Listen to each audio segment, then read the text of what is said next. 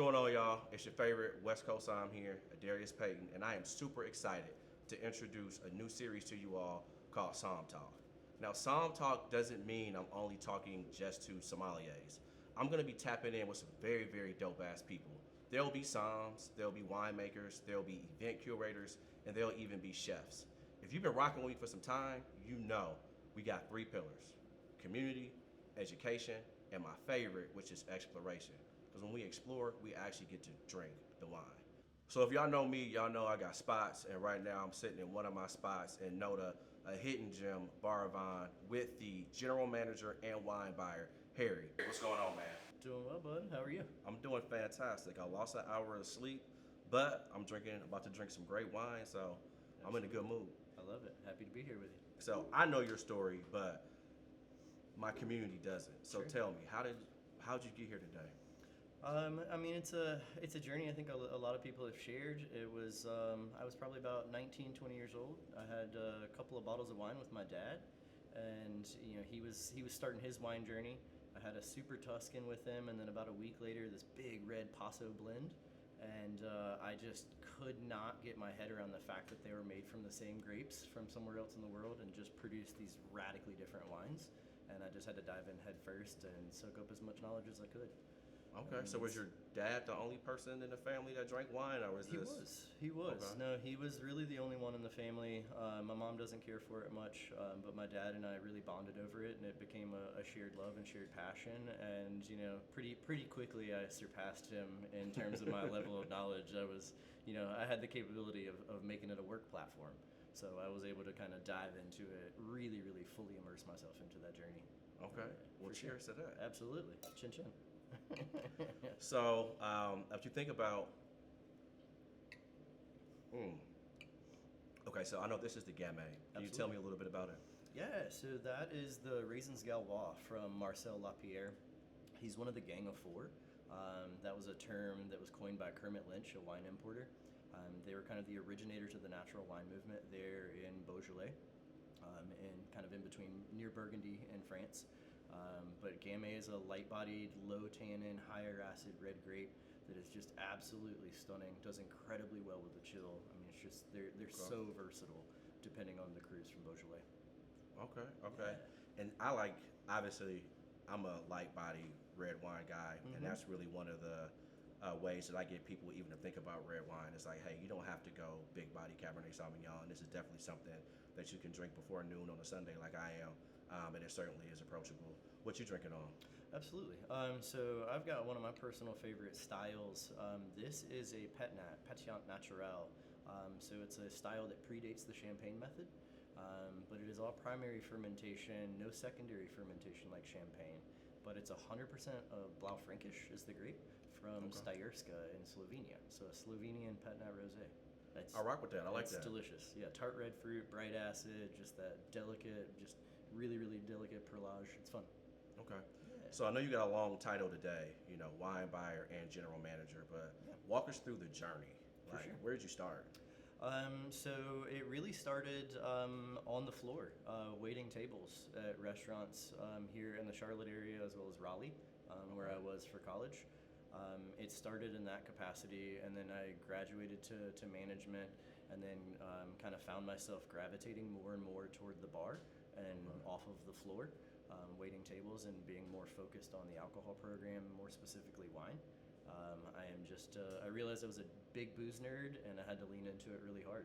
So was waiting tables, got to some management, eventually got on board with the Corkscrew team here in Charlotte. Okay. I was working up at the one in Birkdale, and then I opened their location uptown that was in the ground floor of the View. Segued from there, and I was the general manager and wine buyer over at the Bohemian in Plaza Midwood for about 3.5 years. Okay. And then it was time to move on from there, and there was only one other place I could think of in Charlotte where it felt like a fit, and that was where we are here right now at Bar Vine. It's a natural wine bar, and I came on as just a bartender and gradually worked my way up and have become general manager and wine buyer, and it's just one of my favorite roles I've ever had, one of my favorite places in the city. Okay. Yeah. That's nice. I know we hear the term, especially now if you're in the Charlotte Metroplex and a lot of other I guess, booming urban areas, wine bars are popping up, it feels like, on every corner. Yeah. So now we're here at Bar Vaughn, it's a wine bar. Like, what makes a wine bar a wine bar? A wine bar, in my mind, there's a difference between a wine bar and a wine shop, obviously, Yep. more than just semantics. A wine bar is a place where you can experience wine. You don't just go there to purchase wine, you go there to experience it. Whether it's by the glass, by the bottle, it is more of an all encompassing experience with the things that surround wine as well. So there's typically going to be snacks, there's small plates, there's an environment and community like that you Okay. speak to, Yep. more so than if it were just a wine shop, like a Total Wine or a bottle shop scenario. Absolutely, absolutely. And I started, I guess, kind of my journey into wine at wine bars, and I think you hit on all the right points, right? There's the exploration piece, there's the communal aspect. So when you think about like your day to day, what does that look like? Day to day is it's everything, man. We do it's curating the glass program. It's making the schedules. It's mopping. It's cleaning toilets. It's I mean it is everything.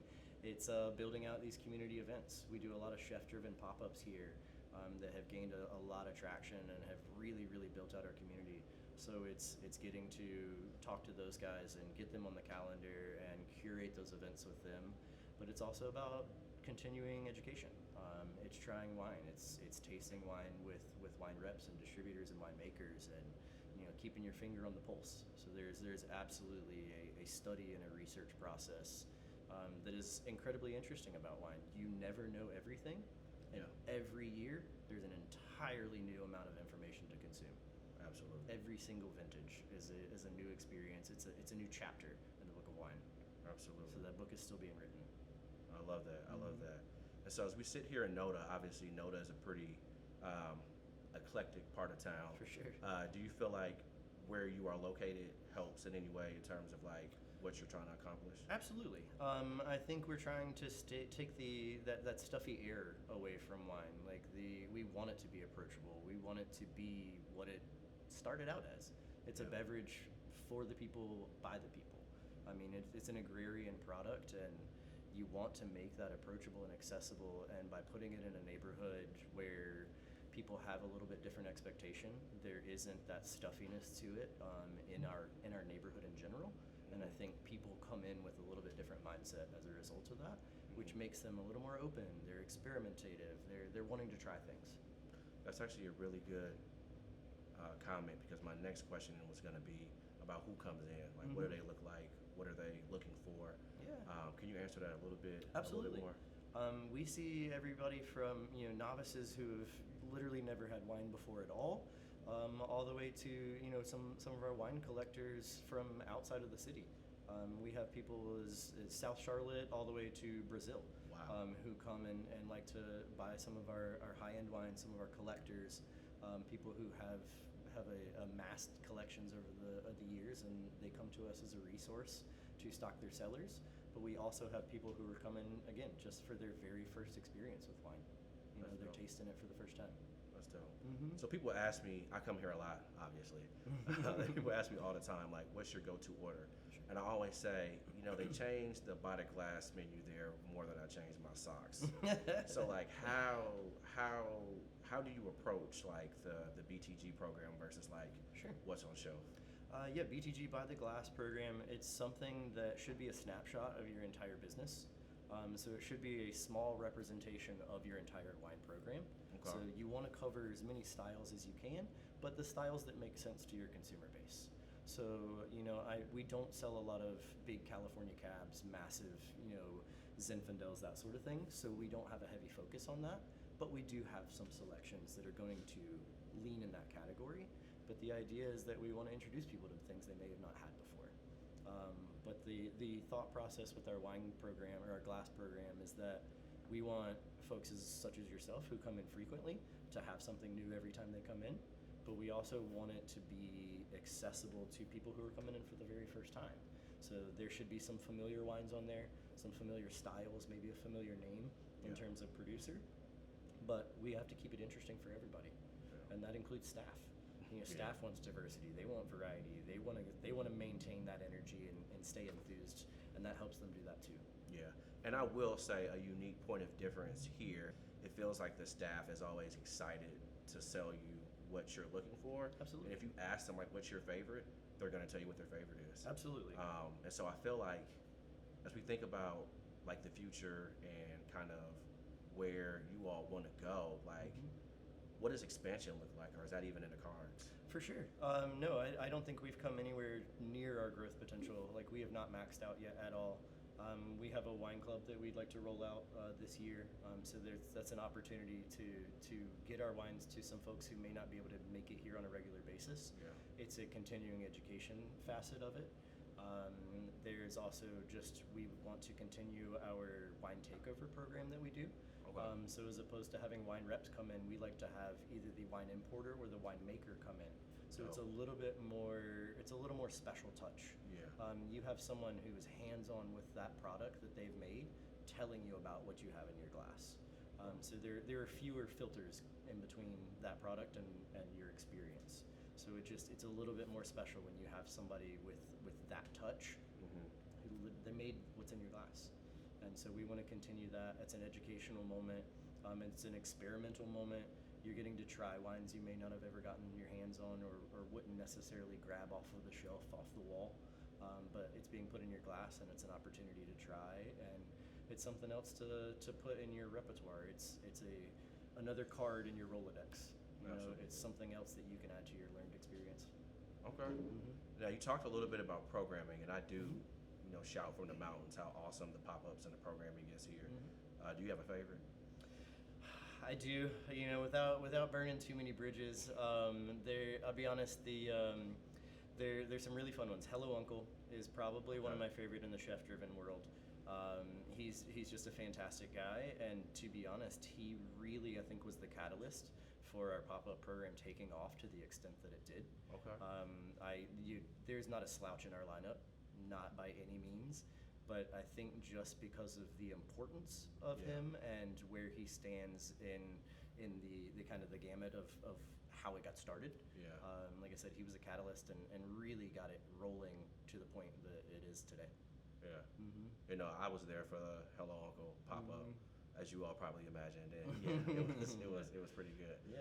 It was pretty good. So as you think about just like everyday activities, staff education, like how do you all approach that?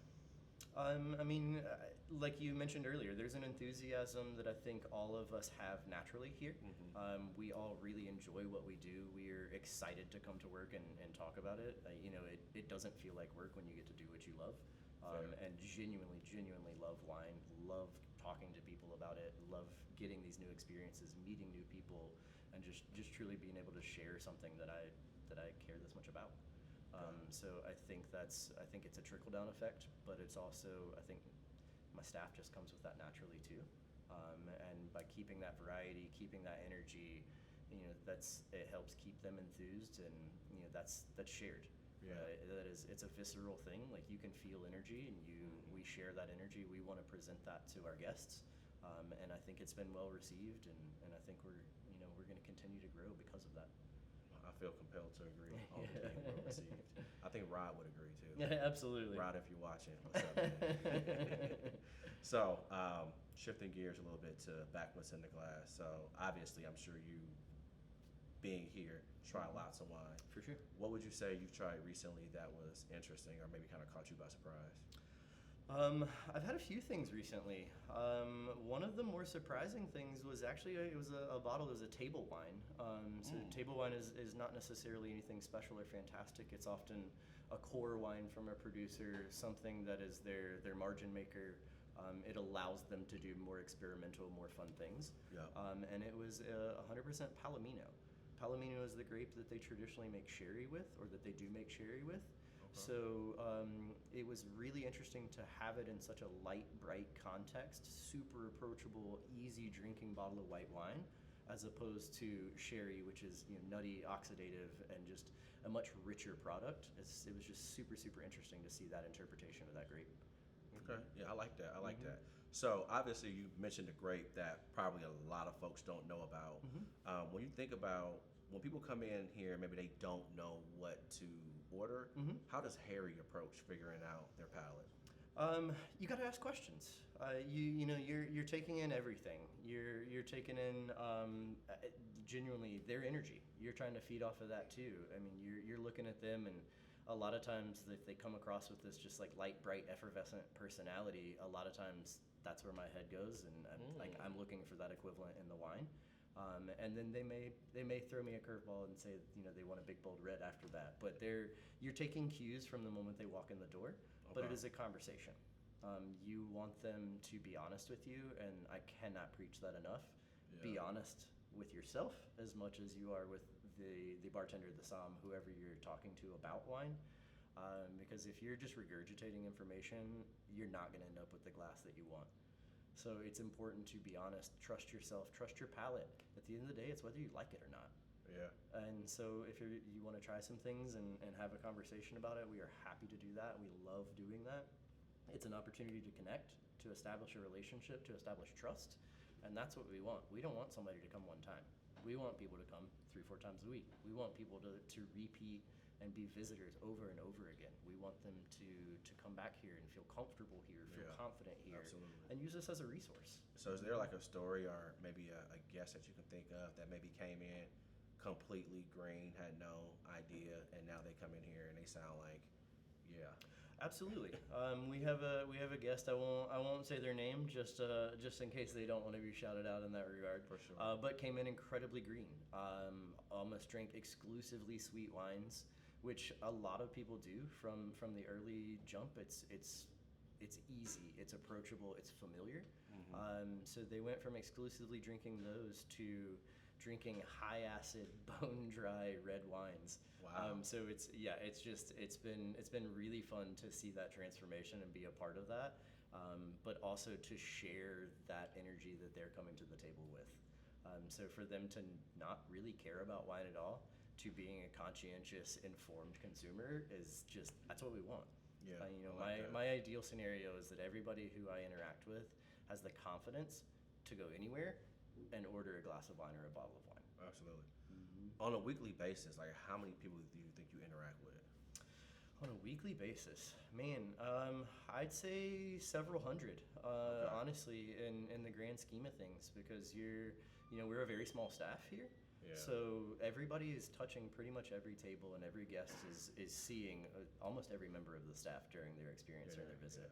Yeah. So there are a lot of interactions, which is, again, another opportunity to connect with everybody and connect with these guests so that they do continue to come back. Okay. Mm-hmm. Now, if you follow Bar Havana on social media, they've got a couple unique, little quirky, if you will, pieces of content that are uniquely theirs. One of my favorites is things I've overheard while at Bar Havana. Yeah. So, like, how did that come about? So that one was fun, and honestly, it originally started as just kind of a gag. It was just kind of being silly about things that we loose conversation topics or things that we thought people might be talking about. Mm-hmm. And so it was a kind of a joint effort, mostly with our social media manager Ben. It was his idea. He came up with it, and then it's become a little bit more grounded and a little more realistic these days. Like, they are genuinely things that are overheard at BAV. We also do our BAV talks too, which is a really cool segment with our regulars, people who come in on a regular basis, because we are so driven by our repeat customers, by our repeat guests. That is what makes us. It truly, truly is. And we wanted to give a spotlight to them and kind of let them tell why they enjoy this space. Okay. We can tell you why we want you to come and why we think it's cool, but it's really neat. It's really interesting to kind of see the camera flipped around and hear the guests say why they like coming here, what they enjoy about it, what they would tell other guests why they should come. Absolutely. So it's a fun segment. That's actually a great segue to where I was going to go. So I got a scenario for you. Okay. I want a 15 to 30 second elevator pitch. Okay. I'm a new transplant to Charlotte, not from here. Why should I come to Bar Havana my first weekend here? It's not just about wine. We have an incredible wine program, but again, like we discussed, it's community. We have an incredible staff who are here to make sure that you have a good time.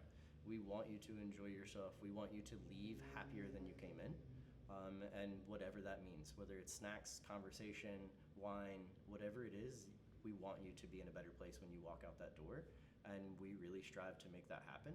So you don't have to be a wine lover. You don't have to be a wine aficionado.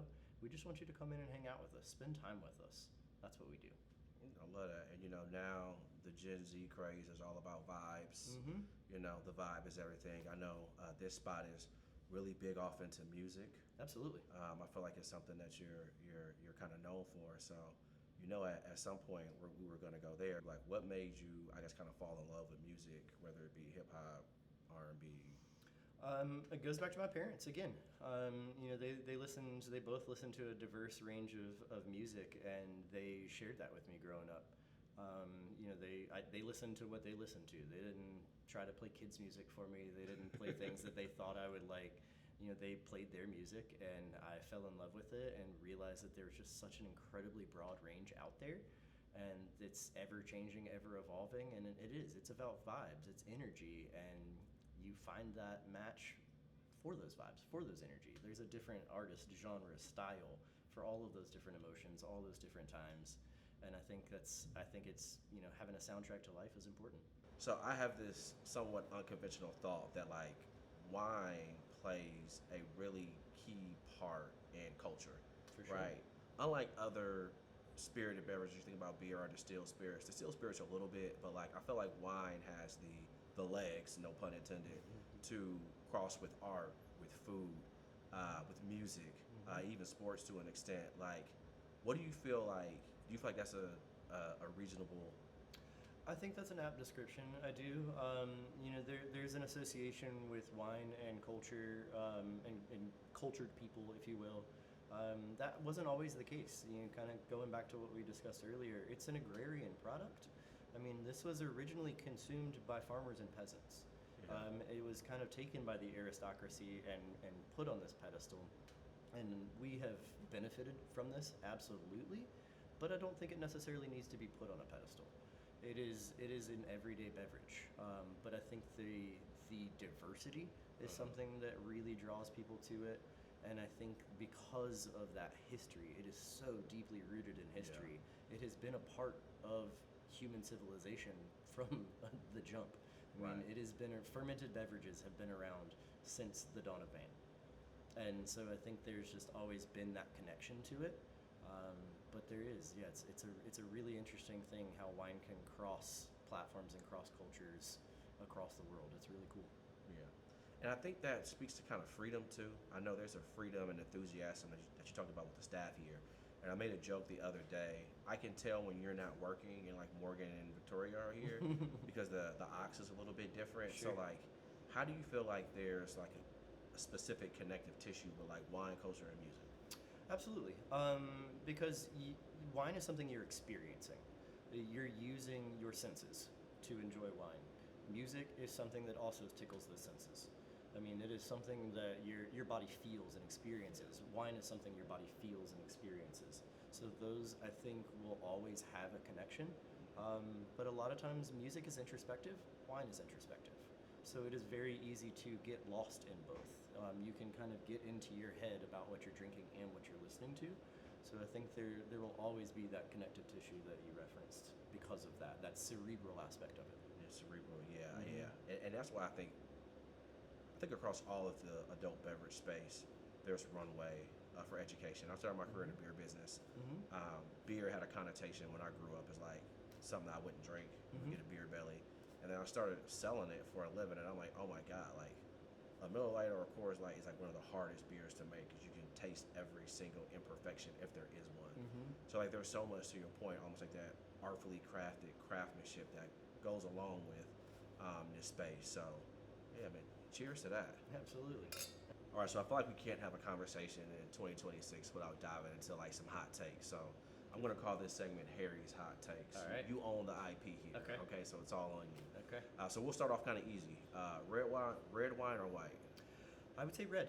Okay. I would say red. I like a lighter red though. Okay. Now there is a right and wrong answer to this next one. Okay. France or California? France.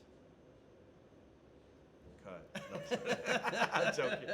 Okay. So when you think about, I know that there is kind of like this connotation, or there's this preference toward a specific region. Is there a region that you can think of that does not get the love it deserves? I think there are a plethora of regions, but I would say Swiss whites are some of the more interesting wines that do not get a spotlight. Okay, okay. Now I know that you are a hip hop head, so I gotta ask you this one: For sure. Outkast or Wu Tang? Outcast. Okay, bro. Absolutely. I'm born and raised here in the South, man. I got Okay, to. okay. Southern, take the, listen, I love the Southern roots. I love the Southern roots. So, do you prefer to do a wine bar type aesthetic, or do you prefer drinking at home? Um, that's tough. I would say I like drinking at home because I like drinking with my wife. It's one of my favorite hobbies. That's a good answer. All right, top five grape varietals. Oof. Okay. Gamay, Ploussard, Chenin Blanc, Cab Franc, Chard. Okay, there's two of them that our folks haven't heard of before, and that Sure. is the Gamay and the what's the second one you And said? Ploussard. Poussard. Yeah. So Gamay is traditionally from the Beaujolais region in France.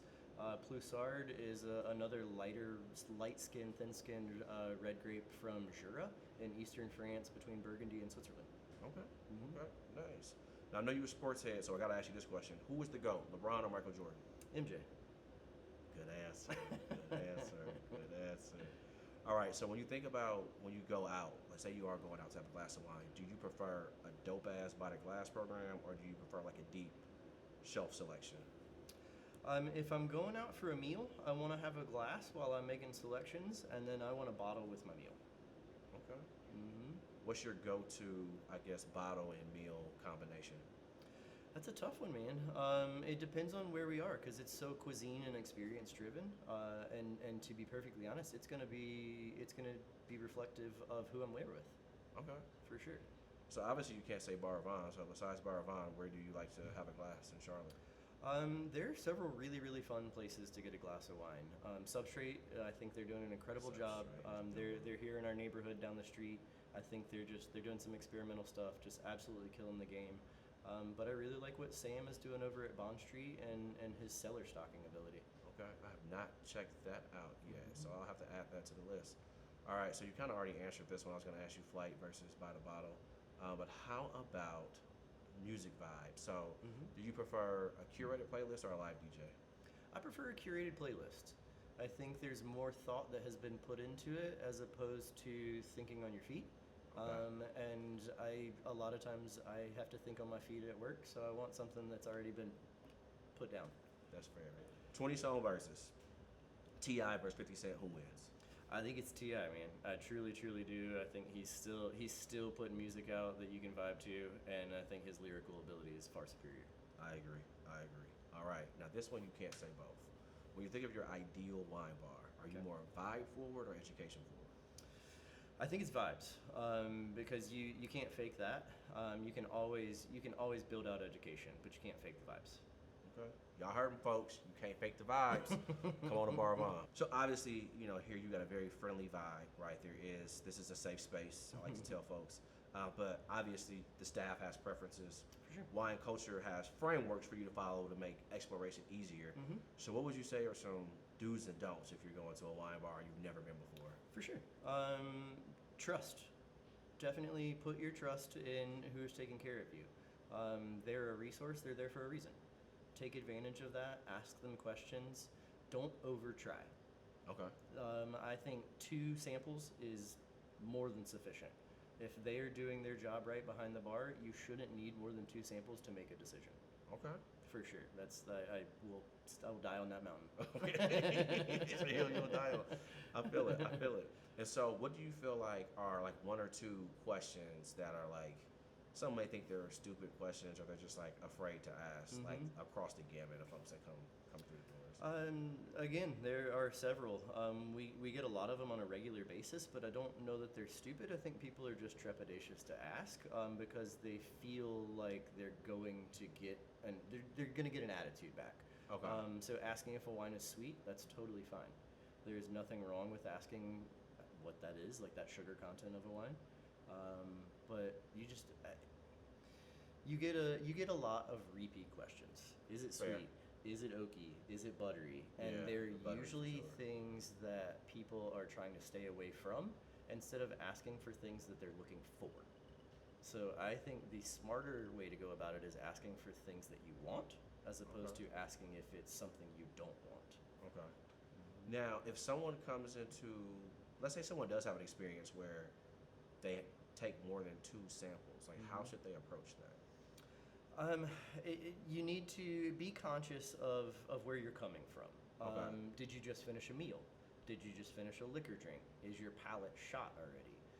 So it's kind of your situation. How are you coming into it? Because you need to be cognizant of what's happening around you too. You're not Yeah. the only guest. We want you to feel like you are for the most part, but you probably aren't the only guest, and there are other people who have questions too. So you share the room, share these resources. But I think it's okay to try more than two. If you just genuinely are having such a hard time finding something, then it may be a moment to step back and just revisit your thought process about how you're coming toward the wine Yeah. too. And I tell folks that all the time. Like, I know we all get kind of amazed, if you will, when a som brings a bottle out to the table and they do all the things. And I tell folks, like, that's not an opportunity for you to determine if you like the wine or not. Like, Correct. you're tasting for imperfections or if this was stored incorrectly or at the wrong Validity. temperature. Mhm. Like, it's, yeah, correct. It is Mhm. not a situation like that. So, what would you say is something that a misconception that people have about wine bars in general that may be stopping them from coming through the door? I think that a lot of people think all wine is expensive, and that is truly not the case. There are so many factors that go into the price of a wine, but not all wine is expensive, and not all wine has to have pomp and circumstance. Not everything has to be celebratory or for a specific occasion. I mean, sometimes it's just Tuesday night, and you need a glass of wine, and it should be treated as such. So yeah, there are wines on our shelf anywhere from $18 to $5,000, Oh, and wow. everything in between. Okay. What's your wife's favorite wine? She is a sucker for light, juicy reds. She calls them gummy bear wines. Okay. Something that has that kind of like fruity pectin profile to it. So she loves a lot of Jura reds. She loves a lot of Gamay, anything light, low tannin, high acid. Okay. Mm-hmm. Now, is it appropriate to bring your own glassware to a wine bar? It can be if you know that that wine bar doesn't have sufficient glassware. Okay. But that should also be a red flag. If they don't have proper glassware, that is another indicator that there something else, some other things, important things may have been overlooked in terms of their program or various other factors of what they do. Okay. Mm-hmm. And the last two are going to be a little bit more behavioral based. Like, imagine someone is actually sitting at the bar. Um, what are one or two things that people, I like to say, I'm not giving you rules, I'm giving you game. Mm-hmm. What are one or two things that people should be cognizant of, other than, like, I love the no more than two samples? Mm-hmm. Is there other behavior that folks should be mindful of if they come into an Absolutely. establishment? Never hold your glass by the bowl. You never want to hold it like this. There's so many things that can go wrong with that. You're heating your wine up. You never want to heat your wine up in that regard. You should always be holding it by the stem. You're not transferring heat. You're staying away from it. You're not going to crush a fragile piece of glass in your hands. Yeah. I think that's one of those paramount things that are just, for many, many reasons, it's important. Okay. Mm-hmm. I love it. What's another one? Let's see. Another one is if you pour yourself some from the bottle, make sure that everybody else that you're drinking with also gets a little top off. Don't be selfish. Okay. Bottles are for sharing. Absolutely, absolutely. I agree. All right, so for the folks out there, obviously they've gotten a lot of knowledge. They know a lot about you. They know a lot about Bar Avon. So if you think about kind of like some of more of those wine bar, I won't say do and don'ts, but if you think about just, I guess, transitioning toward the end of our conversation, if you had to describe this place in one sentence, what would it be? It's a place where community and wine meet. Okay. Mm-hmm. I like that, where community and wine meet, which is Mm-hmm. an excellent segue. So think about Somm Talk. Like, I truly appreciate the time, appreciate you letting us come into your beautiful establishment, have some fun, and for the viewers out there, this is where you build community. I did not know Harry when I moved to Charlotte, and now we are here having a great conversation in his establishment. I've tried hundreds of different wines here. A lot of them I liked, some of them I didn't like, but that's what it's all about because at the end of the day, it's just grapes.